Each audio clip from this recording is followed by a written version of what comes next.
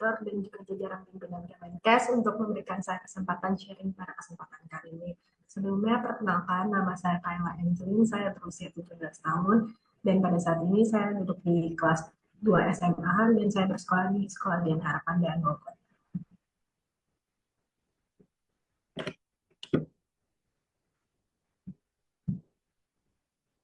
Apakah suara saya terdengar? Dengar, terdengar. Silakan dilanjut. Ya. Sebelumnya di sini saya mau menceritakan tentang bagaimana saya bisa mengetahui saya memiliki gangguan pendengaran. Jadi yang ibu saya ceritakan pada saya di usia 1,5 tahun, saya diketahui bahwa saya tidak bisa mendengar, saya memiliki gangguan pendengaran. Lalu saya melakukan pengecekan kepada dokter THT dan dokter THT pun menyatakan bahwa saya tidak bisa mendengar dan saya kena tidak bisa mendengar itu sekitar di 110 desibel. Jadi saya tuh baru bisa dengar suara normal itu ketika suara pesawat. Jadi kalau mungkin untuk orang yang normal suara pesawat itu sangat berisik ya, suara mesin pesawat. Namun bagi saya itu sangat normal gitu.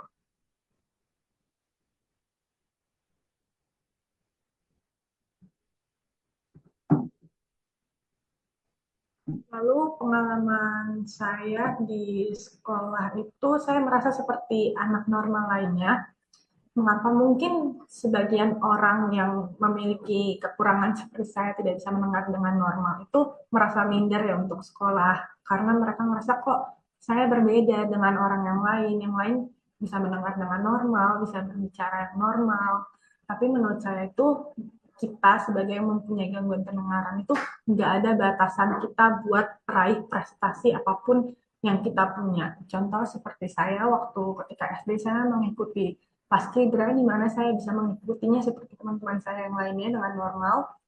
Lalu di bangku SMA ini saya mengikuti sebuah tim voli di mana saya juga bisa melakukan kegiatannya seperti normal. Lalu teman-teman saya juga merangkul saya gitu untuk lebih kayak, ayo Kayla kamu pasti bisa walaupun mereka tahu saya tuh punya kekurangan di pendengaran. Mereka juga selalu yang kayak kasih aba-aba, oh ya nanti abis ini kamu harus kayak gini ya. Gitu. Terus saya juga sangat suka sekali berenang. Jadi mungkin untuk saya yang memiliki kekurangan itu kan pasti kalau berenang kita itu harus bisa dengar suara tempo air, suara dari orang sekitar. Namun karena saya bisa menggunakan alat implan ini sangat membantu saya sehingga saya bisa beraktivitas seperti orang normal.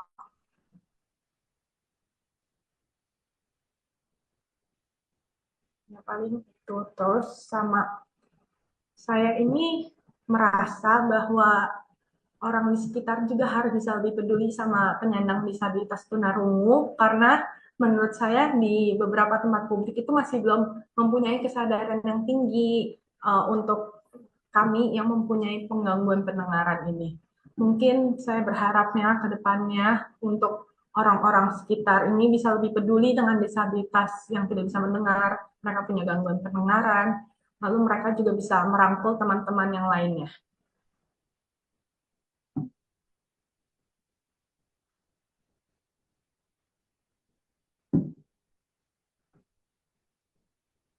Uh, Lalu untuk motivasi teman-teman di luar sana yang memiliki kekurangan seperti saya, jangan pernah menyerah, jangan pernah dengerin apa kata orang, karena setiap prosesnya itu harus dijalani walaupun sulit, tapi saya yakin ketika proses itu sudah dilewati bertahap-tahap, kita semua pasti bisa, dan kita nggak ada bedanya seperti orang normal, hanya kita memiliki kekurangan. Namun kekurangan itu jangan dijadikan sebagai rasa kayak kok saya merasa kurang gitu, tidak bisa seperti itu. Jadi kita harus merasa kayak kita bisa, kita juga punya bakat yang kalian bisa tunjukin walaupun kalian punya kekurangan, kalian harus tunjukin itu.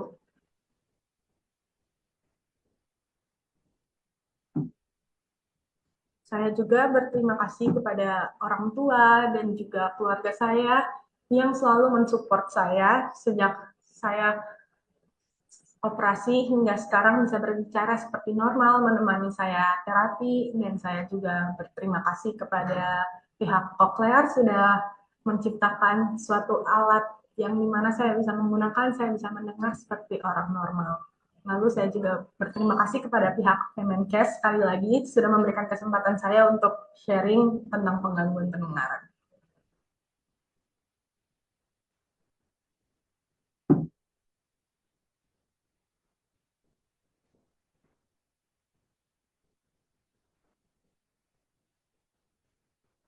Ada lagi, Kakak Kayla?